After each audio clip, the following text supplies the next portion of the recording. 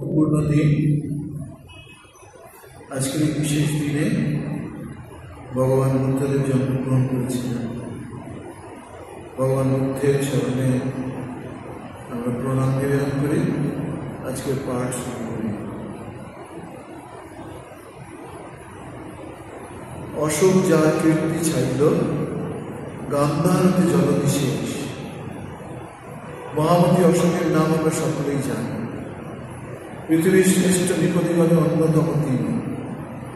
এই সম্রাট অশোক কার কীর্তি ছড়িয়েছেন, আর কি বা তার কীর্তি? আবার শুধু কোনো বিশেষ স্থানে নয়, সারা ভারতে। উত্তরে গান্ধার হয়ে ভারতের সেই সকল খণ্ড পর্যন্ত খোঁজ নিতে দেখা যাবে ভারতের বাইরেও ছড়িয়েছেন তার কথা।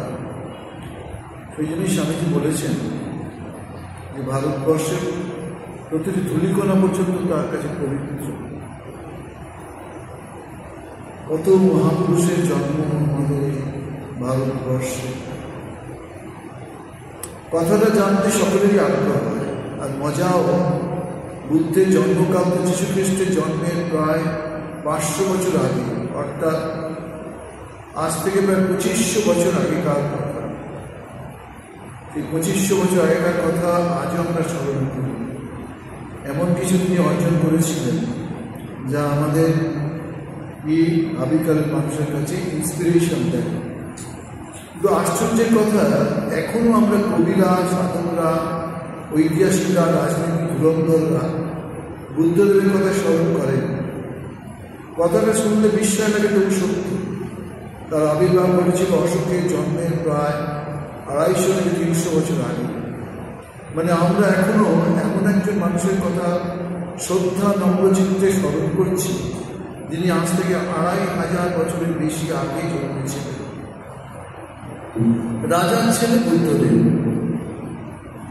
রাজার ছেলে রাজত্বের কাহিনী নয়, বীরত্বের কাহিনী নয়, রাজ্য জয়ের কাহিনী নয়। এই রাজার ছেলে যখন রাজ্য ছেড়ে, রাজত্ব ছেড়ে, বাপ মা ছেড়ে, স্ত্রী ছেড়ে নিঃসঙ্গর অবস্থায় পথের ভিখারি হয়ে এক স্থান ছেড়ে অন্য স্থানে, এক রাজ্য ছেড়ে অন্য রাজ্য ভিক্ষাপাত্র নিয়ে ঘুরে বেড়াচ্ছে, সেই কথা। আমাদের দেশ হলো ভারতবর্ষ, আধ্যাত্মিক দেশ। কত মানুষ সংসার ছেড়ে, কত মানুষ কতভাবে ভগবানের ধরার জন্যে সর্বস্ব ত্যাগ করে এগিয়ে গিয়েছিল।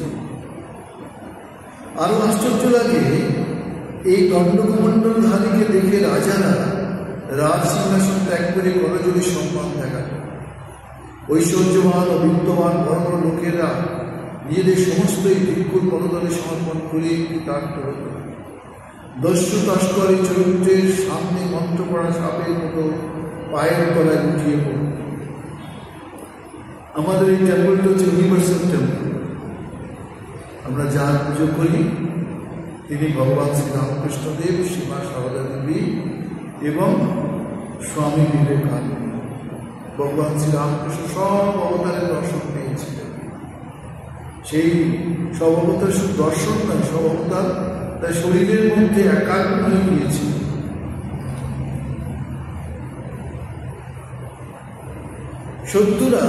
শত্রুতা ভুলে এর চরণতলে অস্ত্র সমর্পণ করত। মহাপণ্ডিতেরা তর্কে পরাস্ত হয়ে এর আত্মাবহ হতেন। বড় বড় সাধকরা এর অমৃতময় বাণী শুনে এর অনুরাগী এবং অনুগামী হতেন। আজও ভারতবর্ষে কত কত মানুষ বুদ্ধদেবের অনুগামী হয়ে জীবন কাটাচ্ছে। আবার সমাজের যারা অনাথ, পতিত, অস্পৃশ্য, অবহেলিত, বা যারা সংসারের দুঃখ, দৈন্য, জ্বালা যন্ত্রণে অস্থিরত, তারা ওই চরণে স্থান গ্রহণ করে শান্ত হতো, বন্ধ হতো, কৃতার্থ হতো, জীবনের পরম আশ্রয় লাভ হতো। স্বামী বিবেকানন্দ অনেক সময় বক্তৃতা করতেন, যখন আমেরিকা বা সমস্ত দেশে গিয়েছিলেন, তখন অনেকেই তার মধ্যে বুদ্ধের স্ফুরণ অনুভব করতেন। শুনলে মনে হবে গল্প, কিন্তু এর ইতিহাস বলে দেখা যাবে গল্প শুনলেও সত্যি। কেমন করে এমন হলো? আমরা দেশের রাজার কথা শুনেছি, আর মনের রাজার কথা শুনেছি, কিন্তু ইনি ছিলেন মনের রাজা, নিজের মনের রাজা, সমস্ত মানুষের মনের রাজা। আমাদের জীবনের আদর্শ তাই হওয়া উচিত। শুধু অন্ন বস্ত্র বাসস্থান নিলেই আমাদের জীবনকে পূর্ণতা হয়। আমাদের জীবনের পূর্ণতা তখন যখন আমরা আধ্যাত্ম জীবনের মধ্যে ডুব দিব, তখনই। শুধু শরীরকে যত্ন করে তো দরকার আছে, ঠিক শরীরটা ছাড়া তো উপলব্ধি হবে না, কিন্তু এই আধ্যাত্ম রাজত্বে ডুব না হলে সবই বৃথা। শ্রীমহাজন বলছে মন্ত্রের কথা, মন্ত্র নিলে দেহ শুদ্ধ হয়, মন শুদ্ধ হয়। রাজারা রাজ্য জয় করে তিনি মানুষের মন জয় করেছেন। সকল মানুষের খবর জানতেন, সকল মানুষের মনের কথা বুঝতে পারতেন, সকল মানুষের মনের ভাষা কথা বলতে পারতেন। বর্তমানে মানুষও নিজের মতো করে তাকে দেখে, তার কথা শোনে, তার কথা বুঝে, তার কথা মানে। এই জীবন বড় মজা, বড় আনন্দ। এর গোটা জীবনটাই মধুর ও মধুময়। জন্ম থেকে মৃত্যু পর্যন্ত সবটাই চমকপ্রদ ও বিস্ময়কর। আমরা এরই জীবন কথা শুনব। আমরা উপনিষদে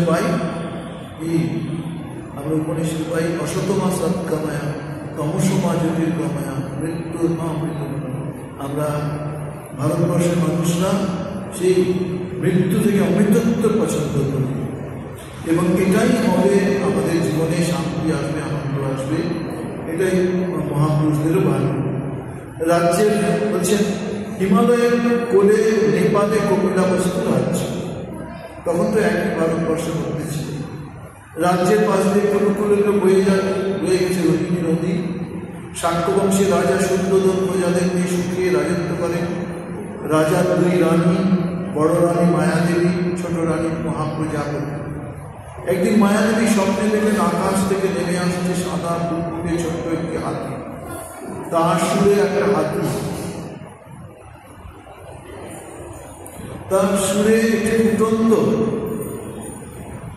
পদ্ম। এই হাতিটি রানীর শরীরে মিলিয়ে গেল। রানী ভরভর করে জেগে উঠলেন। স্বপ্নের কথা শুনে রাজা দৈবজ্ঞদের ডাকলেন। দৈবজ্ঞেরা জানালেন এক মহাপুরুষ শাক্যবংশী জন্ম নেবেন। এর কিছুদিন পরে বৈশাখী পূর্ণিমার দিন, আজও কিন্তু পূর্ণিমার দিন, রানী কপিলাবস্তু থেকে কিছু দূরে দেবদেহে তার বাপের বাড়ি যাচ্ছেন। পথে লুম্বিনী বাগান। রানী লতার কুঞ্জে ভরা ফুলে ফুলময় বাগানে বিশ্রাম করতে লাগলেন। আকাশে পূর্ণিমার চাঁদ। এমন সময় রবীন্দ্রচন্দ্র সেনের কবিতার অংশ। আনন্দে মূর্ছিতা দেবী পড়িতে ধরিলা করে, এক শাল শাখা সুশোভন, প্রসূত হইল পুত্র ত্রিদিব লতায় যেন ফুটিল প্রসূত মনোরম। লুম্বিনী বাগান থেকে শোভাযাত্রা করে নবজাত রাজকুমার ও রাজমাতাকে নিয়ে আসা হল প্রাসাদে। চারিদিকে আনন্দের রোদ। কত লোক পুরো নারী এসে দেখতে লাগলো কুমারকে।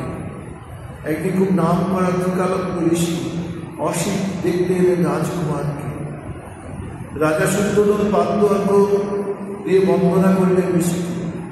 জটাভারে নত শীর্ণ দেহ জ্ঞান সমৃদ্ধ ঋষি শিশুকে কিছুক্ষণ দেখে অশ্রু বিগলিত হয়ে শিশুকে নতজান হয়ে প্রণাম করলেন।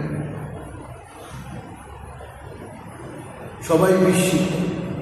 ঋষি অসিত বললেন, এই শিশু সাধারণ শিশু নয়, তিনি পৃথিবীর মানুষকে মুক্তিপদের সন্ধান দেবেন।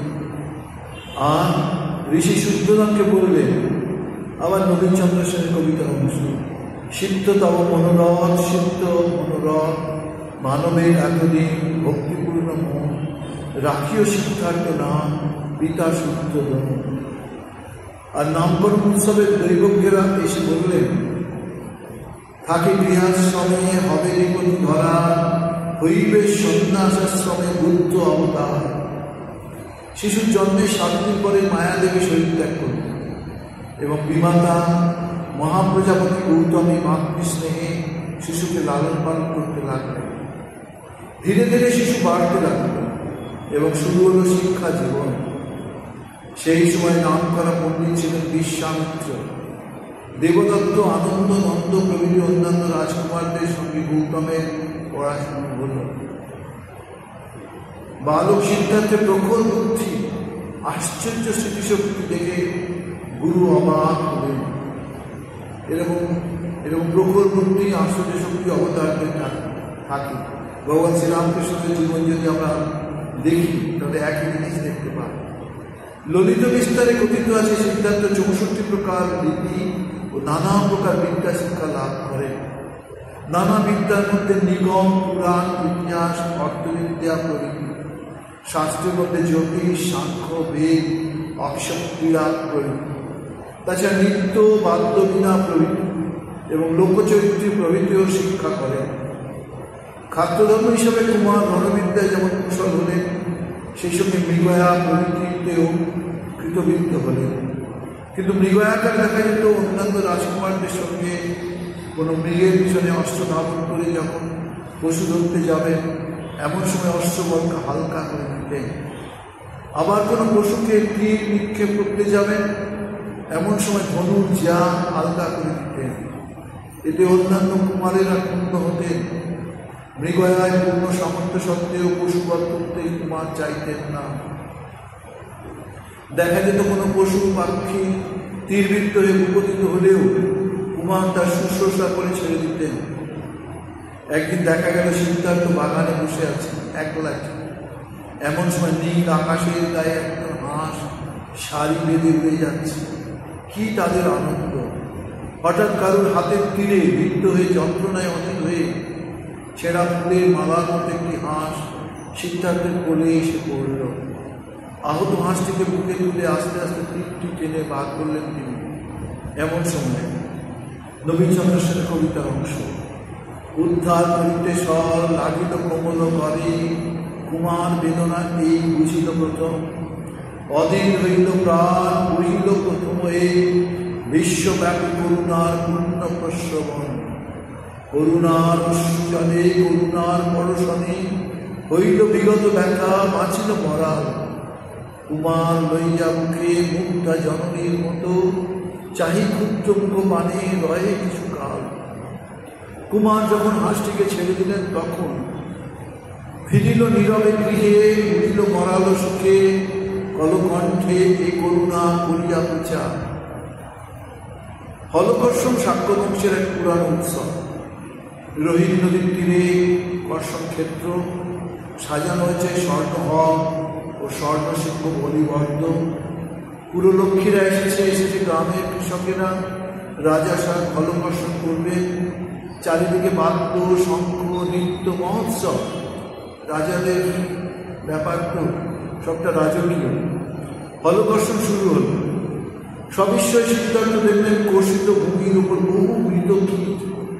পাখিরা উড়ে এসে সেই সব নিষ্প্রাণ কীট খাচ্ছে মনের আনন্দে। ব্যাঙ পতঙ্গ ধরে খাচ্ছে, আর বিবর থেকে বেরিয়ে এসে সাপ খাচ্ছে সেই ব্যাঙকে। জীবকে বিনাশ করছে।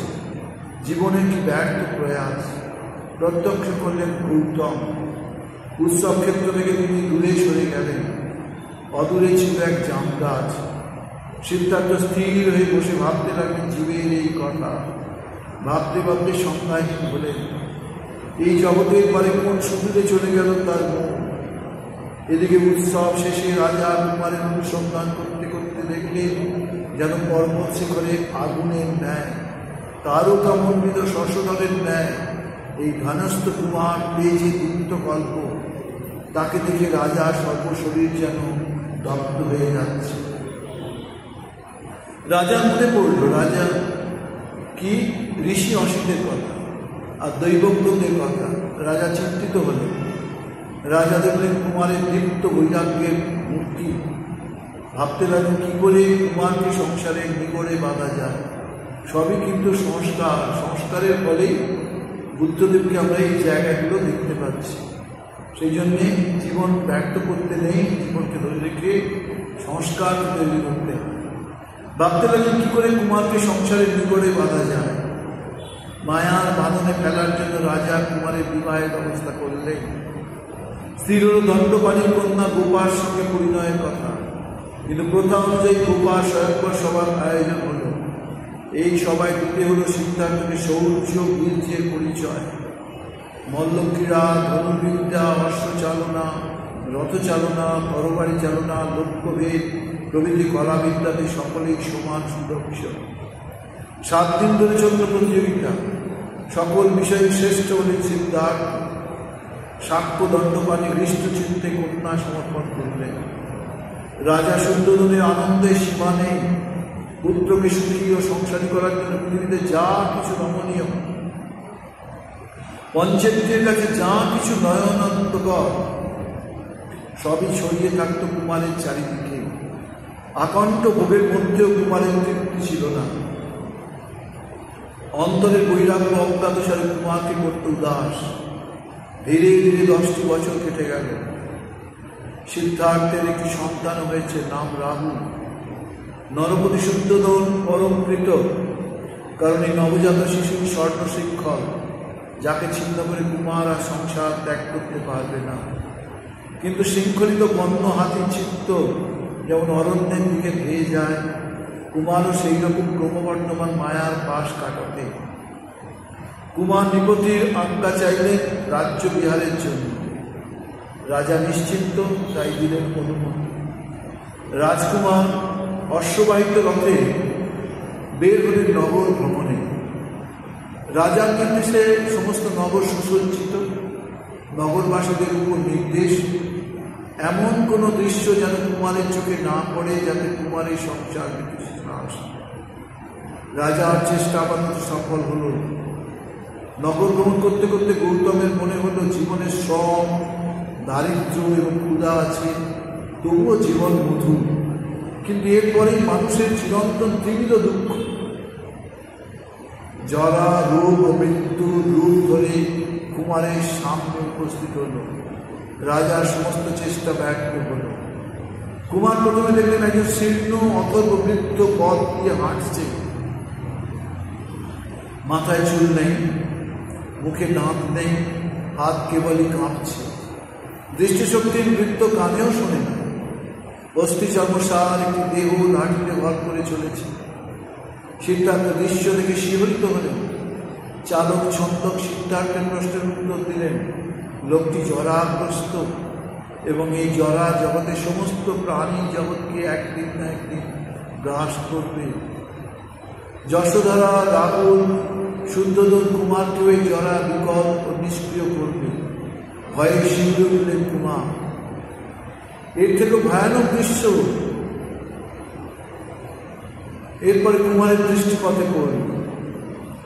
একটি জীবন্ত মানুষ, গায়ের চামড়া বিবর্ণ, স্থানে স্থানে তামার রং ধরেছে, আবার কোনো অঙ্গ গলে পড়ছে। এ কি বিভৎস দৃশ্য! সাধারণ মানুষ ঘৃণায় দূরে সরে যায়। কুমার করুণায় আগ্রহে ছন্দককে প্রশ্ন করলেন। ছন্দক উত্তর দিলেন, লোকটি কুষ্ঠরোগী, এর নাম ব্যাধি। সুন্দর সুপুষ্ট শরীরে কেমন করে ব্যাধি আসে কেউ জানে না। শরীর ধারণ করলে এই ব্যাধি। নীরব মানুষ জগতে বিরল। সিদ্ধার্থ হলেন আতঙ্কিত। মানুষের এত ঐশ্বর্য, এত সম্পদ, এই সম্পদ গ্রহণ ক্রিয়া সবই এই ব্যাধির জন্য নষ্ট হয়ে যাবে। মানুষ ভোগ করতে পারে না, তার এসবের প্রয়োজন কি? এখন আমরা প্রায় সময় এই ক্যান্সার রোগের কথা শুনি, আরো বড় বড় রোগের কথা শুনি। এর পরের দৃশ্যে সিদ্ধার্থ হলেন হতবাক। জীবনের সমস্ত আশা আকাঙ্ক্ষা নির্মূল হল। জগত জীবনের আনন্দকে ভালোবাসার স্বপ্ন মুহূর্তে তিরোহিত হল। সিদ্ধার্থ দেখলেন জীবনের স্পন্দনহীন মানুষের এক মৃতদেহ। এই মানুষের সমস্ত আশা, কামনা, বাসনা, সমস্ত আনন্দ চিরদিনের জন্য স্থির হয়ে গেছে। কুমার বিচলিত হলেন। দৃশ্যে গন্ধে ভরা জগৎ, কল্পনার আভায় উজ্জ্বল জীবন, যে ভোজবাজি স্বপ্নের ন্যায় মিথ্যা। তাহলে কি সবই কি ভোজবাজি? কুমার আর ভাবতে পারছেন না। এই মিথ্যার পারে জরা, মরার পারে যাওয়ার মানুষের কি কোনো উপায় নেই? এমন সময় চোখে পড়ল এক অপূর্ব দৃশ্য। সামনে সৌম্য ও মাধুর্যমণ্ডিত দিব্য দর্শন এক সন্ন্যাসী। এই প্রশান্ত চিত্ত শান্ত পুরুষ নয়ন কখনো ঊর্ধ্বদিক তোলেন না। কেবল সম্মুখস্থ চারিহস্ত পরিমিত ভূমি অবলোকনপূর্বক ভ্রমণ করছেন। কাষায় বস্ত্রের পরিধান, ভিক্ষাপাত্র গ্রহণ করে সুপ্রশান্তভাবে বিচরণ করেন। উদ্ধত বা অবিদিত নন। এ কে? ছন্দ উত্তর দিলেন, এই ব্যক্তি ভিক্ষু, ইনি সমুদয় বাসনা পরিত্যাগ করেছেন। সুবিনীত এর আচরণ, রাগ দেশ কিছু নেই, ইনি ভিক্ষান্তে জীবন ধারণ করেন। কুমার যেন পথের সন্ধান পেলেন। তিনি স্মরণ করলেন পণ্ডিতদের কথা, জ্ঞানীদের কথা, প্রবঞ্চায় সুখে সুখ আছে। উত্তিষ্ঠ জাগ্য প্রাপ্য বরানো নিবদন, যত উঠো জাগো, এগিয়ে চলো, আর কি পরম গুরুদের সন্ধান নিয়ে এই জায়গায় ওঠার চেষ্টা করো। এতে নিজের এবং পরে করলেন এই জীবন সুখে ও এতে সমুদ্র অমৃত ফল পাওয়া যায়। কুমার নিজের কর্তব্য স্থির করে। আমাদের স্বামীজির জীবনেও দেখি এরকম। স্বামীজি বুদ্ধদেবের ধ্যান করছিলেন, তখনও তিনি সন্ন্যাসী হয়নি। তার ঘরের মধ্যে হঠাৎ দেখলেন জ্যোতিতে পূর্ণ সেই স্বয়ং বুদ্ধ তার ঘরে এসে উপস্থিত হয়েছে। তিনি ভয়ে সেই ঘর ছেড়ে পালিয়ে গেছিলেন। পরে তিনি বললেন, আরেকটু বসলে ভালো হতো, আসি আমরা। চিন্তামগ্ন রাজকুমার বিষণ্ণ মনে রাজপ্রাসাদে এসে পিতার ঘরে প্রবেশ করলেন। পিতা সাদরে অভ্যর্থনা করলেন। সিদ্ধার্থ কৃতাঞ্জলি উঠে পরিব্রাজক জীবনের জন্য অনুমতি চাইলেন। চলল পিতা পুত্রের যুক্তির বান নিক্ষেপ। শেষে রাজা নিরস্ত হলেন। জরা ব্যাধি মৃত্যুর হাত থেকে উদ্ধারের উপায় রাজা দিতে পারলেন না। চিন্তাকৃষ্ট বিষাদগ্রস্ত কুমার ফিরলেন ঘরে। সেখানে ডুবে গেলেন জীবন, মৃত্যু ও ধ্বংসের চিন্তায়। বলে নাকি এরকম হয়েছিল যে তাদের রাজপ্রাসাদে বিশেষ অনুষ্ঠান, বহু মানুষ এসেছে, বহু মানুষ এই গানে বা অন্যান্য হই হুল্লোড়ের মধ্যে রয়েছে। রাত অনেক। হঠাৎ বুদ্ধের কি মনে হলো, তিনি ভালো ওখানে অনুভব করছিলেন না, এসে গাছের নিচে বসলেন। তখনই তার মনে হলো এইসবের কথাই। চিন্তাকৃষ্ট বিষাদগ্রস্ত কুমার ফিরলেন ঘরে। সেখানে ডুবে গেলেন জীবন, মৃত্যু ও ধ্বংসের চিন্তায়। চিত্তের একাগ্রতায় খুঁজতে লাগলেন পথের সন্ধান। তীব্র ব্যাকুলতায় তার কাটল মোহ। রাজত্ব, রাজপ্রাসাদ, পিতা মাতা, পত্নী যশোধরা, নবজাত শিশু সকলের মায়া কাটাবেন। তিনি হবেন মোহমুক্ত। মহাবলী লাভের জন্য তিনি স্থির করলেন তিনি সংসার ত্যাগ করবেন, সন্ন্যাসী হবেন। বিশ্বের ব্যথা করুণা ঘন গৌতমের হৃদয়ে আঘাত এনেছিল। সংসারে বাঁধন ছিঁড়তে হবে। সেদিন চৈত্র পূর্ণিমা, জ্যোৎস্নায় সারা পৃথিবী ভরা। কুমার গৃহত্যাগ করলেন। মৃত্যুর পর কি আছে এই চিরকালের প্রশ্ন। বালক নচিকেতাও একজন পিতা সম্পর্কে ত্যাগ করে জমের দ্বারে গিয়ে প্রশ্ন করেছিল, কঠোর কি পরিচয় আছে। সেখানে এরকম ঘটনা আছে। এ জমবেতে চিকিৎসা মনুষ্যে অস্তিত্বে নায়ক অস্তিত্ব চাইকে। মৃত্যুর পরে কেউ বলে মানুষ থাকে, কেউ বলে থাকে না। এটি একটি সংশয়। সেই একই সংশয় রাজকুমারকে করল গৃহ ছাড়া। ভিক্ষাপাত্র হাতে বৈশালী রাজপথে চলেছেন সৌম্যমূর্তি সিদ্ধার্থ গৌতম। তত্ত্ব জিজ্ঞাসা হয়ে উপস্থিত হলেন ভাগবত মুনির আশ্রমে। কুমারের জিজ্ঞাসার উত্তর এখানে মিলল না। এরপরে আলার কালামের আশ্রমে। কালামের নিকট শুনলেন জ্ঞানের প্রক্রিয়া। এখানেও মন ভরল না। এই আশ্রম ত্যাগ চললেন শ্রাবস্তীর পথে। শ্রাবস্তীতে ছিলেন এক তপস্বী, রুদ্রগ্রাম তার নাম। শাস্ত্রবিদ্যা ও দার্শনিক জ্ঞানে তার সমান জ্ঞানী লোক কম। এই চরণতলে শিক্ষা লাভ করলেন কর্ম, জন্মান্তর, আত্মস্বরূপ, ঈশ্বর তত্ত্ব প্রভৃতি। এতেও মনে ক্ষুধা মিটল না। সিদ্ধার্থ শ্রাবন্তী ছেড়ে চললেন রাজগৃহের পথে। বৈদিক বাস পরিহিত, বর্ষার ছাদিত, দণ্ড কমণ্ডলধারী কুমার সন্ন্যাসী দীপ্ত মূর্তি দেখে লোকে বিস্মিত হল। রাজগৃহে রাজা শুনলেন এই অপূর্ব দর্শন জ্যোতির কথা। রাজা নির্বিচার দেখলেন সিদ্ধার্থকে, মুগ্ধ হলেন। রাজা চাইলেন রাজ ঐশ্বর্যের লোক দেখিয়ে তাকে সন্ন্যাসব্রত থেকে ফেরাতে। সিদ্ধার্থের অন্তরের তীব্র বৈরাগ্য দেখে রাজা বিরত হলেন, কিন্তু অনুরোধ জানালেন।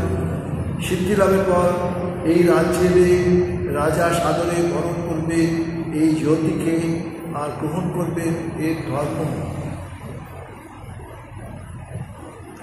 জীবন শুরু হল।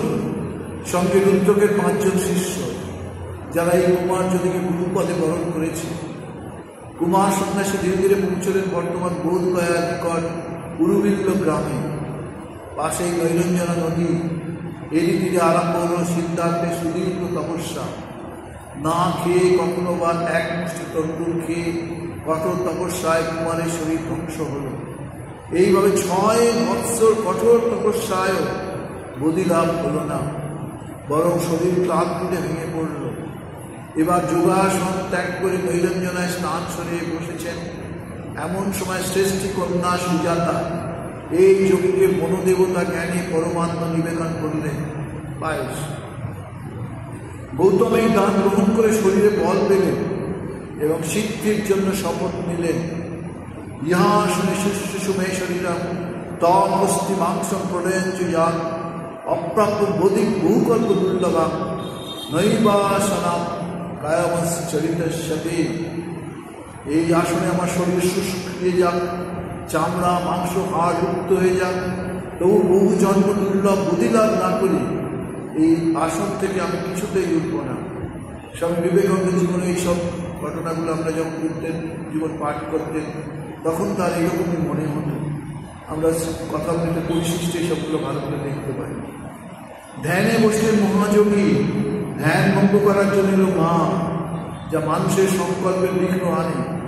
বৈরাগ্যের অগ্নিশিখায় করে ছাই হয়ে গেল মাদের সমস্ত বল বিক্রম, পরাজিত হলো মা।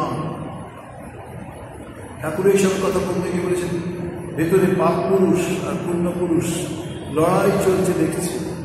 ধীরে ধীরে পাপ পুরুষ পরাজিত হলো আর পূর্ণ জাগরিত হলো। মার যে সিদ্ধান্ত আবার স্থির হয়ে বসলে, ধীরে ধীরে অন্তরের সমস্ত সংশয় অন্ধকার দূর হলো। জ্ঞানে প্রজ্ঞায় জ্যোতিতে হৃদয় ভরে গেল। সেই জন্য ঠাকুর বলছেন, মান হুঁশের কথা, মান হুঁশ হলেই সব হয়ে যায়। বলছেন, মান পরাজিত চিত্ত স্থির অবিচল, যেন স্নিগ্ধ নিরমল দর্পণ উজ্জ্বল, বুধবাসন চিত্ত জ্ঞান প্রদীপ্ত শিখায়, রবি করে নিত্য স্বচ্ছ দীপনের দর্পণের প্রায়। গৌতম বুদ্ধি লাভ করলেন, মানে আত্মজ্ঞান লাভ করলেন, নির্বাণ লাভ করলেন, সিদ্ধি লাভ করলেন। সিদ্ধার্থ তার সম্মুখে জন্ম জরা ব্যাধি মৃত্যু রহস্যদ্বার উদ্ঘাটিত হইল। সিদ্ধার্থ উপলব্ধি করে দুঃখের কারণ কি, দুঃখের হাত থেকে উদ্ধারের উপায় কি। সেদিন ছিল বৈশাখী পূর্ণিমার রাত। উপলব্ধি করলেন বৈশাখী পূর্ণিমাকে। সিদ্ধার্থ বুদ্ধ মানুষের দুঃখে কাতর হয়ে গৌতম ভোগবিলাস ত্যাগ করেছিলেন। আজ মানুষের দুঃখ নিবারণের পথ তিনি খুঁজে পেয়েছেন। উপনিষদের ঋষি যেমন বলেছিলেন, যেমনভাবে আমাদের উপনিষদের ঋষিরা যা বলে গেছেন সেই তারই পুনরাবৃত্তি। তমেব বিদ্যা অতিমৃত্যুমেতি নান্য কর্তা বিদ্যাতে আয়নায়। আছে পুরো শ্লোকটা এরকম, সিন্ধন্তু বিশ্বে অমিতস্য পুত্র, এই যে শ্লোকটা আয় নামান বিজ্ঞানী বেদামেত পুরুষম মহান্ত্যম আদিত্য বর্ণম তমসুরস্তা তমেব বিদ্যা অতিমৃত্যুমেতি নান্য কর্তা বিদ্যাতে আয়নায়। সিদ্ধান্ত পেয়েছেন সেই পথের সন্ধান। কিন্তু এই কথা বুঝবে কে? যাদের আপনি গুরু বলে বরণ করেছিলেন তারা এখন আর এই ধরনের মুখে নেই। স্মরণ হল 5 জন শিষ্যের কথা। তিনি জানতেন তারা আছে বারাণসীর কাছে মৃগ দাবি। শাক্যমণি গৌতম বুদ্ধ পা বাড়ালেন সেই পথে। 5 জন শিষ্য, গৌদণ্ড, বাপা, ভদ্রিয়, মহানম ও অশ্বজিৎ। দূর থেকে দেখতে পেলেন বুদ্ধদেবকে। কি জ্যোতির্ময় শরীর, সমস্ত দেহ থেকে যেন আভা ফুটে বেরোচ্ছে, দুর্লভ জ্ঞানেরও আভা।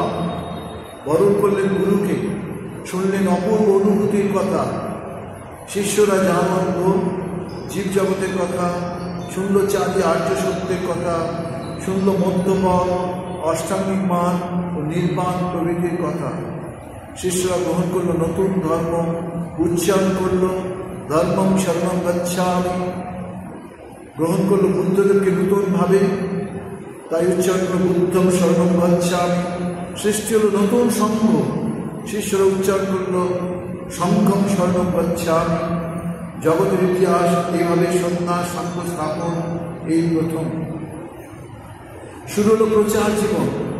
সারনাথের ধর্মচক্র প্রবর্তনের সঙ্গে সঙ্গে অনেক লোক তার উদার ধর্মের কথা শুনে সেই ধর্ম গ্রহণ করলেন। 3 মাস সেখান থেকে পিতার শিষ্যদের নির্দেশ দিলেন, কি এটা আমরাও মেনে চলার চেষ্টা করি। বহুজন হিতায় বহুজন সুখায় তোমার জীবন, এই কল্যাণকর ধর্মের বাণী ছড়িয়ে দিতে সন্ন্যাসের এই আত্মার মোক্ষার্থম জগৎ হিতায় চরত্ত ভিক্ষাবে চারিকাম। হে ভিক্ষুগণ, তোমরা দেশে দেশে ভ্রমণ করো, লোককে ধর্ম শেখাও, শীল শিক্ষা দাও। সারনাথ ছেড়ে তিনি উপস্থিত হলেন উরুবিল্লে। এখানে কাশ্যপ নামে এক সর্বশাস্ত্রবিদ পণ্ডিত বাস করতেন। বুদ্ধের নিকট তিনি তর্কে পরাস্ত হয়ে সমস্ত শিষ্যদের নিয়ে বুদ্ধের ধর্ম গ্রহণ করলেন। এরপর চললেন রাজগৃহের পথে। কথা ছিল সিদ্ধি লাভের পর রাজা বিম্বিসারের আতিথ্য তিনি গ্রহণ করতেন। রাজগৃহে এসে দেখেন রাজা বিম্বিসার অপুত্র বলে দেবতার প্রতি কামনায় আরম্ভ করেছেন বিরাট যজ্ঞ। এই যজ্ঞ হবে বহু পশুবধ। কথা শুনে করুণাময় বুদ্ধ ব্যথিত হলেন। তিনি এগিয়ে চললেন যজ্ঞভূমির দিকে। সেখানে বুদ্ধ ছাগ শিশুর পরিবর্তে নিজেকে যুবকাষ্টে বলে দিতে চাইলেন। কি অপূর্ব জীবন! সব পারিষদ নৃপতি বিম্বিসার স্তম্ভিত হলেন এই তরুণ সন্ন্যাসীকে দেখে। পরে রাজা মুগ্ধ হলেন এর অপূর্ব ধর্মতত্ত্বের ব্যাখ্যায়। সমগ্র রাজপরিবার বুদ্ধের ধর্ম গ্রহণ করলেন। রাজা বুদ্ধদেবকে বেণুবন দান করলেন। এই বন ভিক্ষুদের থাকার আস্থানা হল। যা ছিল উপবন প্রমোদকানন, তা হল তপবন আনন্দ নিকেতন। শাস্ত্রবিদ কাশ্যপ রাজা বিম্বিসারের বৌদ্ধ ধর্ম গ্রহণের ফলে সারা দেশে এই অপূর্ব সন্ন্যাসীর অদ্ভুত ধর্মের কথা ছড়িয়ে পড়ল। এই সময় স্থবির অশ্বজিতের নিকট উপতীর্থ ও কলিত নামে 2 বিত্তবান ও জ্ঞানবান বন্ধু তথাগত বুদ্ধের খবর পেলেন। তারা ধর্মপিপাস হয়ে সারা ভারতে গুরুর সম্মান করছিলেন। বুদ্ধের নিকট এসে এরা বুঝলেন ইনি যেন মূর্তিমান করুণা ও মৈত্রী, বিশ্বজনের বন্ধু। 2 বন্ধুর আগ্রহ ও আন্তরিকতা থেকে বুদ্ধ প্রীত হলেন, সঙ্গে স্থান দিলেন। এদের নাম হল যথাক্রমে সারিপুত্র ও মোদগলায়া। এরা দুজনেই হলেন বুদ্ধের ডান ও বাম হাত। এদের উপর তিনি ছেড়ে দিলেন সংঘ পরিচালনার কাজ। রাজা শুদ্ধোধনের কানে পৌঁছেছে বুদ্ধের কথা। রাজা আমন্ত্রণ জানেন নিজের সন্তানকে। পরপর 9 বার দুধ গিয়েছে, সকলেই বুদ্ধের ধর্ম গ্রহণ করে সঙ্গে রয়ে গেছে। অদ্ভুত ব্যাপার, পিতা দুধ পাঠিয়েছে, দুধ তার ফেরেনি। 10ম দূত বলিবদ্ধ উদয়ের নিকট খবর পেয়ে বুদ্ধদেব চললেন কপিলাবস্তুর পথে। কপিলাবস্তুর কাছে ন্যাকগ্রত গ্রামে ভিক্ষুদের ছাউনি পড়ল। ভিক্ষাপাত্র হাতে সারিপুত্র ও মোদগলায়কে নিয়ে চললেন রাজ অন্তঃপুরে। রাজা শুদ্ধোধন অভিনন্দন জানালেন পুত্রকে, কিন্তু ভিক্ষাপাত্র থেকে কুমারকে গভীর আক্ষেপে বললেন, এ তো রাজবংশের কাজ নয়। বুদ্ধদেব উত্তর করলেন, তার নতুন জন্ম হয়েছে, তিনি এখন রাজবংশের নন, তিনি এখন বুদ্ধ বংশে জন্মগ্রহণ করেছেন। এই বংশের পুরো ধর্ম এই। রাজার ভুল ভাঙল, পিতার অহংকার চূর্ণ হল। এবার সামলেন মাতা গৌতমী।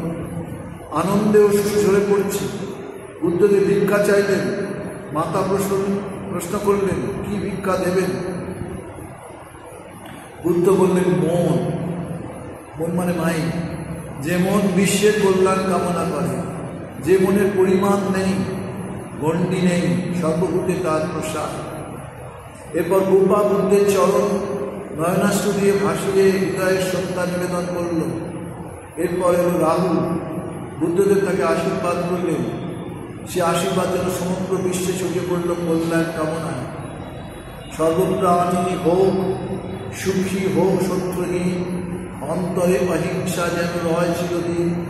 নিজ নিজ যথালব্ধ সম্পত্তি হইতে বঞ্চিত না হয় যেন কেউ পৃথিবীতে। এরপর রাহুল পিতৃধন প্রার্থনা করল। বুদ্ধদেবের আদেশে সারিপুত্র রাহুলের প্রবঞ্চার পেশ দিলেন। রাহুল ভিক্ষু হল। এরপরে জ্ঞাতি ভ্রাতা নন্দ এবং অনেকে বুদ্ধের ধর্ম গ্রহণ করল। বৃদ্ধ রাজা রানী হাহাকার করে উঠলেন, সিদ্ধার্থ গেল, নন্দ গেল, রাহুল গেল, রাজ্য চলবে কি করে? সিদ্ধার্থ বুঝলেন ব্যাপারটা। এখন তিনি শপথ করলেন পিতামাতার অনুমতি ছাড়া ছোটদের সঙ্গে যোগদানের জন্য অনুমতি দেবেন না। কপিলাবস্তু থেকে শাক্যমুনি ফিরলেন রাজগৃহে। পথে শ্রাবস্তিতে পরিচয় হল সুদত্তের সঙ্গে। এর অপর নাম অনাথ পিণ্ডক। ধর্মবিদু অনাথ পিণ্ডক আমন্ত্রণ জানালেন বুদ্ধদেবকে। বুদ্ধদেব রাজি হলেন। অনাথ পিণ্ডক বুদ্ধদেবের অভ্যর্থনার জন্য শ্রাবন্তের শ্রেষ্ঠ উপবন কিনলেন ব্রাহ্মণ কুমার জেতের কাছ থেকে। এর জন্য অনাথ পিণ্ডক যে পরিমাণ অর্থ দেন, তা যে পরিমাণ স্বর্ণমুদ্রা পাশাপাশি রাখলে জেতগণ ঢাকা পড়ে তাই। জেতগণ বিহারে বুদ্ধদেবের আগমনের পর অনাথ পিণ্ডক এই জেতগণ ভিক্ষু সংঘকে দান করলেন। বৈশাখীতে এরপর দেখা দিল মহামারী। বুদ্ধের পদার্পণে বৈশালী নগরী মৃত্যুর হাত থেকে উদ্ধার পেল। বৈশালীর লিচ্ছবিগণেতে বুদ্ধের ভক্ত হয়ে গেলেন। এখন বুদ্ধদেব বেণুবনে আছেন। এখানে এক শিষ্য তাকে এক শালবন দান করলেন। এই শালবনই মহামন বিহার। বুদ্ধদেব এখানে আছেন। সেই সময় তিনি শুনলেন রোহিণী নদীর জল দিয়ে সাক্ষ্যদের মধ্যে দ্বন্দ্বের কথা। বুদ্ধ সেখানে গিয়ে শোনালেন একতার কথা। তার পূর্বজন্মের কথা দিয়ে বোঝালেন বৃক্ষরা আলাদা আলাদা থাকলে তুমুল ঝড়ে যেন চূর্ণ বিচূর্ণ বা উৎপাটিত হওয়ার সম্ভাবনা থাকে, কিন্তু বনের মতো যদি এক স্থানে থাকে ঝড় বেশি ক্ষতি করতে পারে না। সেরূপে গৃহদ্বন্দ্বে বিচ্ছিন্ন হলে একতার অভাবে ভবিষ্যতে তাদের নষ্ট হওয়ার সম্ভাবনা আছে। সিদ্ধার্থের এই কথা শুনে সাক্ষ্য ও বৈরীয়রা অস্ত্র ত্যাগ করে আবার বন্ধুর মতো বাস করতে লাগল। এমন সময় শুনলেন পিতা শুদ্ধোদন কঠিন পীড়ায় অন্তিম শয্যায়। বুদ্ধদেব পিতার কানে শোনালেন নির্বাণ তন্ত্র। পিতা করলেন দেহত্যাগ। মাতা মহাগৌতমী চাইলেন সঙ্গে যোগদান করতে। অনিচ্ছা সত্ত্বেও আনন্দের অনুরোধে মহাগৌতমী সঙ্গে যোগ দিলেন। বুদ্ধের সঙ্গে যেমন স্থান পেয়েছিল বিত্তবান সমাজের প্রতিষ্ঠাবান নরনারী, ঠিক তেমনি সমাজে ঘৃণিত পদমর্যাদাহীন নরনারীও তার অপার করুণা পেয়ে ধন্য হয়েছিল। সুদাম্মানি বুদ্ধের চরণে অসময়ে পদ্মফুল নিবেদন করে বুদ্ধের আশীর্বাদ পেয়েছে। নরসুন্দর তনয় রূপালী রাজকুমারদের সঙ্গে একই মর্যাদা লাভ করেছে। সমাজে ঘৃণিতা নারী নর্তকী আম্রপালী বুদ্ধের উপদেশে জীবনে মহা পরিবর্তন এনে বুদ্ধের চরণে নিজেকে সমর্পণ করেছে। বৈশালীর লিচ্ছবিদের দেশ, এখানে বাস করত আম্রপালী।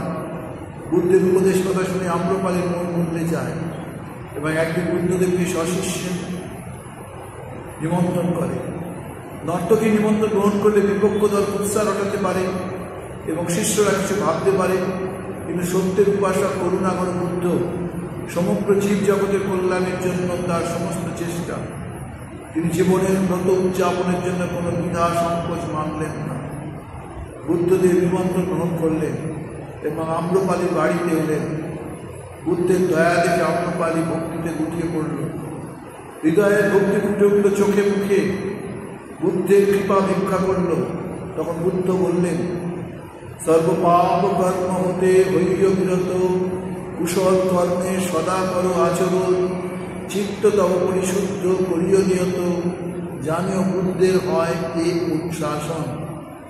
অবশেষে আম্রপালী বিরাট আমবাগানটি সংঘকে দান করলেন। সেখানে কৌশল রাজ্য ছিল রাজা প্রসেনজিতের। রাজা প্রসেনজিৎ তার রাজ্যের এক দস্যুকে কিছুতেই সাহায্য করতে পারেননি। দস্যু অঙ্গুলিমাল থাকত বনে। তার গলায় মানুষের কাটা অঙ্গুলির মালা। ওদিকে যথা সর্বস্বরূপ করে তার হাতের অঙ্গুলিগুলো কেটে নিয়ে মালা করে পড়ত গলায়। এই জন্য তার নাম অঙ্গুলিমাল। কৌশল রাজ্যে যাবার সহজ পথ ছিল ভীষণ বনের মধ্য দিয়ে। বুদ্ধদেব চললেন কৌশল রাজ্যে এই বনের মধ্য দিয়ে। ভিক্ষুরা আতঙ্কে শিউরে উঠে তাকে সাবধান করলেন, এই বনে দস্যু অঙ্গুলিমাল থাকে। শিষ্যদের অনুরোধ উপরোধ অগ্রাহ্য করে, শিষ্যদের সঙ্গী হতে বারণ করে বুদ্ধদেব চললেন বনের গভীরে। বনের গৃহবাসীরাও বাধা দিল, কিন্তু কোনো বাধা মানলেন না তিনি। বুদ্ধদেব চললেন ধীর পদে। অনেক দূর যাওয়ার পর বুদ্ধদেব শুনলেন এক তীব্র কণ্ঠস্বর, আর সঙ্গে সঙ্গে দেখলেন এক ভীষণ মূর্তি, গলায় রক্তাক্ত অঙ্গুলির মালা, চোখ দিয়ে আগুন বেরোচ্ছে, হাতে চকচকে খড়গ। অঙ্গুলিমালকে সৌম্য সুন্দর হাসি ভরা মুখখানি দেখে স্তম্ভিত হল। এরও তার মধ্যে পরিবর্তন। সে বুদ্ধের শিষ্য হয়ে সঙ্গে যোগদান করল। রাজা প্রসেনজিৎ একদিন বুদ্ধের কাছে এসে অঙ্গুলিমালের অত্যাচারের হাত থেকে কি করে রাজ্যকে রক্ষা করবেন তার উপদেশ চাইলেন। বুদ্ধ বললেন, অঙ্গুলিমালের মৃত্যু হয়েছে, তার নবজন্ম হয়েছে, সে সঙ্গে যোগদান করেছে। প্রসেনজিৎ স্তম্ভিত হলেন, তার মুখ দিয়ে কথা বেরোল না। বুদ্ধের উপদেশ দেওয়ার পদ্ধতি ছিল অপূর্ব। কাউকে শিষ্য করার আগে শিষ্য কীরকম উপযুক্ত হবে সে কথা বলতেন। এক শ্রেণীর শিষ্য আছে যারা অধমুখ কুম্ভ, অর্থাৎ উপর করা কুম্ভ। কলসি উপর করে জলে ছেড়ে দিলে কলসিটি জলের মধ্যে থাকে, কিন্তু কলসির ভিতরে জল ঢুকে না।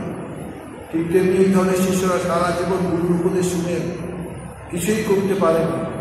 আর এক শ্রেণীর শিষ্য আছে যারা উৎসাহ বদল বা ছড়িয়ে পড়া কুল, আঁচলে ভরে কুল নিয়ে যদি কেউ এগুলি না বেড়ে ওঠে তবে কুলগুলি ছড়িয়ে পড়ে যায়। তেমনি অপর এক শ্রেণীর শিষ্য আছে উত্তম কুম্ভ, যাদের এই ধরনের কলসির সঙ্গে তুলনা দেওয়া চলে। এই কলসিকে জলে ডুবে দিলে সহজেই জল কানায় কানায় ভরে ওঠে। তেমনি এই শ্রেণীর শিষ্যরা গুরুর উপদেশ অন্তরের সঙ্গে গ্রহণ করে। গল্প বলে বুদ্ধদেব জিজ্ঞাসা করতেন শিষ্যরা কোন ধরনের শিষ্য হতে চায়। তাতে সকলেই সাবধান হতো ও বুদ্ধদেবের কথা শুনত। একসময় বুদ্ধ সাবস্তি নদী তীরে নির্জনে বসে আছেন। হঠাৎ তার সামনে মরা ছেলেকে নিয়ে এলো এক নারী। বুদ্ধের প্রশ্নে সে জানলো তার নাম ঈশা গৌতমী। মৃত সন্তানকে বুকে নিয়ে হাজির হয়েছে সে। তার প্রার্থনা সন্তানের প্রাণ ভিক্ষা। বুদ্ধদেব বুঝাবার চেষ্টা করলেন নশ্বর জীব জগতের এই নিয়ম। শোকাকুল গৌতমীর কাছে তার সকল যুক্তি ব্যর্থ। তখন তিনি বললেন, উঠো মাতো, যাও, আনো গিয়ে মুষ্টিমেয় সরিষা কেবল। গৌতমীর আনন্দের সীমা নেই। কেবল এক মুষ্টি সরিষা, সেটা অতি সহজ। কিন্তু বুদ্ধদেব বললেন, সর্ষব সে গৃহতে আনিও কেবল, যেই গৃহে কেহ মাতো মরেনি কখনো। এখানেই সব কথা বলে দিয়েছিলেন। অধীরা গৌতমী ছুটল দাঁড়িয়ে দাঁড়িয়ে। সময় অতীত হল, প্রাতঃকাল, মধ্যাহ্নকাল, অপরাহ্নকাল, কিন্তু দ্বার মিলল না যেখানে মৃত্যুর নিঃশব্দ স্পর্শ না এসেছে। গৌতমী বুঝেছে মৃত্যুর হাত থেকে কেউই রক্ষা পায় না। তখন বুদ্ধদেবের চরণে আশ্রয় চাইল সে। বুদ্ধ আশীর্বাদ করলেন, মৃত্যু যখন আসে পিতা পুত্র মাতা কেহ করে না প্রাণ, জ্ঞাতিরাও নাহি করে কোনো দান, কোনো বাধা দান। শুচিসিদ্ধ জ্ঞানীগণ এই তত্ত্ব বুঝে নির্বাণের পথখানি শুরু লয় খুঁজে। ঈশা গৌতমী ভিক্ষুণী হলেন। বুদ্ধদেব একদিন চললেন দক্ষিণ দিকে একনালা গ্রামের ভিক্ষার জন্য। পথে এক ব্রাহ্মণের সঙ্গে দেখা। ব্রাহ্মণের নাম ভরদ্বাজ। ভিক্ষুক কিংবা সন্ন্যাসী দেখলে ভরদ্বাজ চলে যান। তাই বুদ্ধদেবকে দেখেই বলতে লাগলেন, তিনি কৃষিজীবী, প্রচুর ফসল হয়, সুখে আছেন, ইচ্ছা করে বুদ্ধ তার ক্ষেত খামারে কাজ করতে পারেন। এর উত্তরে বুদ্ধ বলতে লাগলেন, তিনিও কৃষক, তবে সত্যপরায়ণ মানুষের হৃদয়ে তার ক্ষেত। শ্রদ্ধা হচ্ছে বীজ, বিনয় হচ্ছে লাঙ্গল, ধারণা ফলক, মন জোয়ার, বীর্যই বলদ, আর এই চাষের ফল হচ্ছে নির্বাণ, যার ফলে মানুষ জন্ম জরা ব্যাধি মৃত্যুর হাত থেকে মুক্তি পায়। চমকে উঠলেন ভরদ্বাজ, কে এই সন্ন্যাসী? এ তো সাধারণ নয়। প্রশ্ন করে জানলেন তিনি তথাগত বুদ্ধ। অমনি ভরদ্বাজের উদ্ধত শির নত হল বুদ্ধের চরণে। স্মরণ নিলেন ভরদ্বাজ বুদ্ধের। এমনি অপূর্ব ছিল বুদ্ধের লোকশিক্ষা পদ্ধতি। ধীরে ধীরে বুদ্ধের আবির্ভাব সার্থকতার পথে এগিয়ে চলল। সঙ্গে সঙ্গে লোকশিক্ষার কাজ ঘুরিয়ে আসতে লাগলো। প্রায় 45 বছর বুদ্ধদেব সব ধর্ম প্রচার করলেন। বুদ্ধদেব বললেন তার জীবনের সন্ধ্যা ঘনিয়ে আসছে, 80 বছর বয়স হয়েছে। তিনি চললেন পাবা গ্রামের দিকে। পাবা গ্রামের একটি সুন্দর আমবাগান তার বিশ্রামের জন্য নির্দিষ্ট হল। এই আমবাগানের মালিক চন্দু দৃঢ়ভাবে আমন্ত্রণ জানালেন। বুদ্ধদেব আগ্রহ ভরে এই নিমন্ত্রণ গ্রহণ করলেন। চন্দ্রের হার করে বুদ্ধদেবের হলো আমাশয়। শরীরের দারুণ যন্ত্রণা সহ্য করে তিনি এবার ধীরে ধীরে চললেন কুশীনগরে। যুগ যুগান্তর কুশীনগরে পরিনির্বাণ মঞ্চে শয়ন করলেন বুদ্ধদেব। তিনি বললেন যে এই তার শেষ শয়ন। সকলে হায় হায় করে উঠল। পাশেই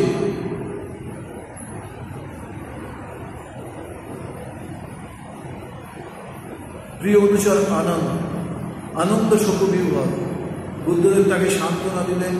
ধীরে ধীরে এলো মহানীরবতা, মহাকথা, মহাকণ্ঠ, শান্ত সুকবীর, নৈশ নীরবতা সহ মিশাইল ধীরে, মিশাইল ধীর পূর্ণ জ্যোৎস্নায় সহ নির্মল উজ্জ্বলতর পূর্ণ জ্ঞান আলো সমাধিস্থ বুদ্ধদেব দহিলা নির্মল। এই বুদ্ধের জীবনকে কেন্দ্র করে গড়ে উঠেছে বিরাট সংঘ। যদি আজ কত কত দেশে বৌদ্ধ ধর্ম আজকে কত শান্তি দিচ্ছে, আনন্দ দিচ্ছে, পথ দেখাচ্ছে, তার নাম বৌদ্ধ সংঘ। সন্ন্যাসীদের জন্য এরকম সংঘ জগতের ইতিহাসে এই প্রথম। বুদ্ধদেবকে কেন্দ্র করে আবার ভারতের সাহিত্য, শিল্প, ধর্ম, দর্শন প্রভৃতি গড়ে উঠেছে। আমরাও দেখি স্বামী বিবেকানন্দ এইরকম একটা সংঘ রূপ দিলেন। এই বৌদ্ধ সংঘকে সামনে রেখে শুধু একটি তিনি চেঞ্জ করলেন। ওই বৌদ্ধ সংঘ ছিল নারী পুরুষ সকলের জন্য। তিনি বললেন এই সংঘ রামকৃষ্ণ সংঘ 1000 বছর চলবে, কিন্তু আমি চাই পুরুষের আলাদা সংঘ হোক আর মহিলাদের আলাদা সংঘ হোক। সেইভাবে রামকৃষ্ণ সংঘ বেলুড় মঠের মাধ্যমে চলছে, আর সারদা সংঘ মহিলাদের দক্ষিণেশ্বরে তারা সেইভাবে তাদের মতো করে চলছে। প্রথম দিকে 50 বছর রামকৃষ্ণ মিশন তাদের সাহায্য করেছে সব বিষয়ে। এখন তারাই তাদের নিজের মতো করে চিন্তা করে এগোচ্ছে। বুদ্ধদেবকে কেন্দ্র করে আবার ভারতের সাহিত্য, শিল্প, দর্শন প্রভৃতি গড়ে উঠেছে। এই রাজ সন্ন্যাসী কথাই রাজা অশোক দেশে বিদেশে ছড়িয়েছে। সেই ধর্মচক্র আজও স্বাধীন ভারতের পতাকায় সর্বোজ্জ্বল পথ করে উঠছে। ভারতবর্ষ ধর্মের দেশ। যখন ধর্মের গ্লানি আসে তখন আবির্ভাব ঘটে এরকম মহাপুরুষদের। বুদ্ধদেব যে ধর্ম প্রচার করেছেন তা নিখিল ধর্ম। ভগবান বিশ্বাস করি বা না করি, শাস্ত্র বিশ্বাস করি বা না করি, দেবতার উদ্দেশ্যে পুজো দিই বা না দিই, পুরোহিতকে বর্ণশ্রেষ্ঠ বা সম্মান দেখাই বা না দেখাই, মানুষ যদি দুঃখের হাত থেকে বাঁচতে চায় তাকে বুঝতে হবে জগতে দুঃখ আছে, দুঃখের কারণও আছে, দুঃখের নাশও আছে, এই নাশের উপায়ও আছে। দুঃখের কারণ মানুষের তৃষ্ণা, কামনা, বাসনা। এই জন্য আমরা সারদা মাকে বলতে শুনি কি, বাবা নির্বাসনা হলেই সব হয়ে যাবে, কিন্তু মানুষের বাসনা তো শেষ হয়নি। প্রত্যেকটা মুহূর্তে মানুষ বাসনায় ডুবে রয়েছে। এই কারণ নাশের জন্য বুদ্ধদেব বললেন মানুষ যদি তার নির্দিষ্ট 8টি পথের অনুসরণ করে তবেই মানুষ দুঃখের পারে যাবে। তাকে বুদ্ধ বলেছেন নির্বাণ। এই নির্বাণ লাভ করলে সমস্ত দুঃখের নাশ হয়। বুদ্ধ নির্দিষ্ট 8টি পথ কি? প্রথমটি হচ্ছে সম্যক দৃষ্টি, সম্যক সংকল্প, সম্যক বাক্য, সম্যক কর্ম, সম্যক জীবিকা, সম্যক ব্যায়াম, সম্যক স্মৃতি এবং সম্যক সমাধি। এই আষ্টাঙ্গিক মার্গকে 3টে স্তরে তিনি ভাগ করেছিলেন। একটি শীল, দ্বিতীয় চিত্ত, তৃতীয় প্রজ্ঞা। শীল পালনের দ্বারা দুঃখ নাশের জন্য সাধককে শরীর ও বাক সংযম করতে হয়। সংযম করতে হবে শরীরকে, যা গীতাতেও আছে, এখানেও সেই বলছেন শরীর ও বাক সংযম করতে হয়। এটিকে সাধারণভাবে ব্রহ্মচর্যের সাধক বলতে পারে। যেমন সম্যক বাক্যের অর্থ মিথ্যা না বলা, নিন্দা না করা, কর্কশ বাক্য না বলা, অবান্তর কথা না বলা, সম্যক কার্যের অর্থ জীবন নাশ না করা, চুরি না করা এবং ইন্দ্রিয় সুখভোগ না করা। সম্যক জীবিকার অর্থ সদুপায় জীবনযাপন করা। শরীর ও বাক্যে সংযমের পর আসে মনের সংযম, একে বলা হয় চিত্ত। চিত্তের মধ্যে পড়ে সম্যক স্মৃতি, অর্থাৎ মনের মধ্যে যেসব বিকার উপস্থিত হয় তাদের গতিবিধির ওপর গভীর মনোসংযম করা। সম্যক ব্যায়াম, অর্থাৎ মনে যে সমস্ত অপবিত্র চিন্তা আসে তা সরিয়ে পবিত্র হওয়ার চেষ্টা করা। সম্যক সমাধি অর্থে বৌদ্ধ শাস্ত্রের নির্দিষ্ট নিয়ম সুচারুরূপে পালন করা। অষ্টাঙ্গিক মার্গের এই দুটির অর্থ ব্রহ্মচর্য পালন ও চিত্ত সংযম। এরপর মন পবিত্র হলেই জ্ঞানের আলোক প্রকাশিত হয়। এরপর আসে প্রজ্ঞা, এতে রয়েছে সম্যক দৃষ্টি ও সম্যক সংকল্প। মন পবিত্র হলে জগতের সম্বন্ধে ঠিক ঠিক ধারণা হয়। জগতের সম্বন্ধে ধারণা স্থির হয়েছে, জগতের সত্য মিথ্যা সবটির স্বরূপ যখন বুঝতে পারা যায় তখন সত্যটিকেই মানুষ গ্রহণ করতে কৃত সংকল্প হয়। মানুষ বুঝতে পারে নিজেকে নিজের হাতে দুঃখের নাশ করতে হবে। আত্মা হি আত্মন নাথ আত্মা হি আত্মনগতি। নিজেই নিজের প্রভু, নিজের আশ্রয়। এখানে ন সস্তি পুত্রা তানায় ন পিতা না বি বান্ধবা। পুত্র পিতা বা বন্ধু বান্ধব কেউ মৃত্যুর কবর থেকে পরিত্যাগ করতে পারে না। বুদ্ধদেব নিজেই নিজের জীবন এটি পরীক্ষা করেছেন, তাই তিনি বলতে পেরেছিলেন আমি সর্বজয়ী সর্ববীর, সমস্ত কিছুতে নির্লিপ্ত, সর্বত্যাগী ও তৃষ্ণা নাশ করে দুঃখের পারে গেছি। নিজের চেষ্টা এটি লাভ করে অন্য কাকে ভুল বলে স্বীকার করব। বৌদ্ধদের ভগবন্তের নাম ত্রিপিটক, যাগ যজ্ঞ পূজা হোম বা দেবতার কৃপা লাভ দ্বারা নয়, আত্মনির্ভরশীলতার দ্বারা বোধিলাভের বুদ্ধের ধর্ম। কবিগুরু রবীন্দ্রনাথ ঠাকুরের কবিতার একটা অংশ বলে শেষ করছে নাকি। বোধির ধ্রুম তলে তব সেদিনে মহাজাগরণ, আবার সার্থক হোক মোহ আবরণ। বেষ্টির রাত্রি শেষে এ ভারতে তোমার স্মরণ, নবপ্রাতে উঠুক কুসুমে। আমরা কথামৃত দেখি বা লীলা প্রসঙ্গে দেখি, যেখানে যেখানে নরেন্দ্রনাথ বা অন্যরা এই বৌদ্ধ ধর্ম নিয়ে আলোচনা করছেন, ঠাকুর কিন্তু তার শ্রীরামকৃষ্ণ তার মহাত্মার পিঠে সে আলাদা একটি কথা। শেষ করি নরেন্দ্রনাথ বা স্বামী বিবেকানন্দ, অভেদানন্দ এবং শিবানন্দজি মহারাজের জীবনের একটি ঘটনা। এরা তখন কাশীপুরে নিত্য আসা যাওয়া করে ঠাকুরের কাছে। ভগবান শ্রীরামকৃষ্ণের শরীর খুবই খারাপ, ক্যান্সার রোগে আক্রান্ত, যে কোনো দিন যে কোনো ঘটনা ঘটে যায়। এর মধ্যে এরা তিনজন কিছুদিনের জন্য হঠাৎ নিরুদ্দেশ হয়ে গেছে। এরা হাঁটতে হাঁটতে চলে গেছিলেন সেই বুদ্ধগয়া। সেখানে গিয়ে বোধিদ্রুমতলে সাধন করতে শুরু করেছিল। তিন দিন তারা সাধন ভজন করেছিলেন। বুদ্ধের জন্য একটা সময়ে ওই গভীর রাত্রে স্বামীজির একটা ভাব হয়ে যায়। সেই ভাব তিনি গ্রহণ করেন এবং ফিরে আসেন ঠাকুরের কাছে। ঠাকুর হঠাৎ তাদের দেখে বললেন, ওরে এবার কোথাও কিছু নেই, সব এখানে। তিনি তার নিজের শরীরের দিকে দৃষ্টি নিক্ষেপ করেছিলেন। এর মানে এই নয় আমরা বুদ্ধদেবকে ছোট করছি, কিন্তু অবতার আসেন, এই অবতার আবার নতুন করে পুরনো অবতারের ভাবগুলোকে পুনর্জাগরণ ঘটিয়ে দেন। আজও সেই জন্য আমরা দেখি Indonesia, Malaysia, Japan, Singapore, Shillong ইত্যাদি বহু জায়গায় ভগবান শ্রীরামকৃষ্ণের শিষ্য ছড়িয়ে পড়ছে এবং সেখানকার মানুষ তারা সব ভগবান শ্রীরামকৃষ্ণের মত আদর্শ নিয়ে জীবনযাপন করে শান্তি পাচ্ছে, আনন্দ পাচ্ছে। আমি এক জাপানি ভদ্রলোকের সম্মুখীন হয়েছিলাম, সংস্পর্শে এসেছিলাম। জয়রামবাটির বুকেতে বেশ কিছু বছর জয়রামবাটিতে আমি ছিলাম। তখন পূজনীয় ভূতেশানন্দজি মহারাজ বেলুড় মঠে রয়েছেন। তো তিনি দীক্ষা দিয়ে দেওয়ার জন্য বিদেশেও গিয়েছিলেন, জাপানেও গেছিলেন। তো বেশ কিছু জাপানিজকে তিনি দীক্ষাও দিয়েছিলেন, তারা সব আসা যাওয়া করতেন। তো আমি তাদের জিজ্ঞাসা করেছিলাম জয়রামবাটির বুকে, আপনাদের দেশে বুদ্ধদেব আছেন, বুদ্ধের ভাব আছে, তা সত্ত্বেও সেই সব ধর্ম ছেড়ে বা সেই সব ধর্মকে সরিয়ে আপনারা কেন ঠাকুর শ্রীরামকৃষ্ণ সীমা সারদাদেবী বাবু স্বামী বিবেকানন্দের ধর্মকে গ্রহণ করছে? তখন তিনি বলেছিলেন, কতটা আপনাদের মনে আসবে জানি না, কিন্তু তিনি বলেছিলেন, দেখো এটার পেছনে একটি ঘটনাটা এরকম, আমি তখন ভারতবর্ষে আসিনি, জাপানেই থাকি।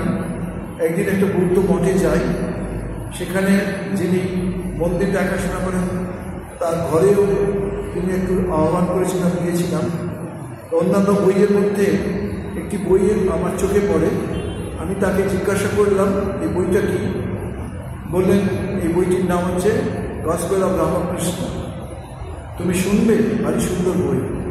বলছেন সেই যখন কথাগুলো শুনছি আমি, আমার সর্বশরীর রোমাঞ্চিত হচ্ছে, সমস্ত রোমকূপ দিয়ে একটা আনন্দে প্রবাহিত হচ্ছে। আমাদের মনে হয়েছিল যে বুদ্ধদেবী আবার এই শ্রীরামকৃষ্ণ রূপেই জন্মগ্রহণ করেছেন। শ্রীরামকৃষ্ণ শরীর ছাড়ার আগে নরেনের মনে একটা সংশয় এসেছিল, এই যে অত্যন্ত কষ্ট পাচ্ছেন, মুখ দিয়ে রক্ত বেরোচ্ছেন, ইনি যদি বলতে পারেন তিনি কে, তাহলে আমি বিশ্বাস করি। শ্রীরামকৃষ্ণদেব তার শ্রীমুখ থেকে এই কথা জানিয়েছিলেন। নরেন্দ্র এখনো বিশ্বাস হলনি যে রাম যে কৃষ্ণ, সেই গ্রামী রামকৃষ্ণের এই কথার মধ্যে যে রাম, যে কৃষ্ণ, যে বুদ্ধ, যে চৈতন্য, যে যিশু, সেই বর্তমানে এই রামকৃষ্ণ রূপে এসেছেন। গীতার একটি কথা আছে, যে যথাম প্রবন্ধন্তে তাম স্তবে ভজাম্যহম, যে যেভাবে আমাকে চাইবে আমি সেখানে তার মতো করে রূপ পরিগ্রহ করে দেখা দেব। সেই একই সত্তা কেউ চাইছে দুর্গাকে, কেউ চাইছে কালীকে, কেউ চাইছে জগদ্ধাত্রীকে, কেউ চাইছে শ্রী রাধিকাকে। নিমেষ মাত্রে ভগবান তার রূপে ধরা দেন। ভগবান বুদ্ধের চরণে অসংখ্য বন্দির নাম যে পাঠ করলাম, সেই পাঠের মাধ্যমে আমাদের সকল হৃদয়ে অন্ধকার উঠে যায়, আমরা ধীরে ধীরে অমৃতত্বের দিকে এগিয়ে যাই। এই আমাদের প্রার্থনা দিয়ে শেষ করি। ও বসত সত্যময়া তমসমা জ্যোতির্গময়া মৃত্যুর অমৃতময়া ওম স্থাপকায় ধর্মস্ব সর্বধর্ম স্বরূপিণে অবতার বিষ্ঠায় রামকৃষ্ণায় নমঃ। ওম যথাদায়িকা শক্তি রামকৃষ্ণ স্থিতাইয়া সর্ববিদ্যা স্বরূপম শারদাম প্রণমাম্যহম। নমস্তে জ্যোতিরাজায় বিবেকানন্দ সুদায় সচ্চিৎ সুখ স্বরূপায় স্বামিনে তাপহায়। পূর্ণমদং পূর্ণমিদং পূর্ণাৎ পূর্ণমুদচ্যতে পূর্ণস্য পূর্ণমাদায় পূর্ণমেবাবশিষ্যতে।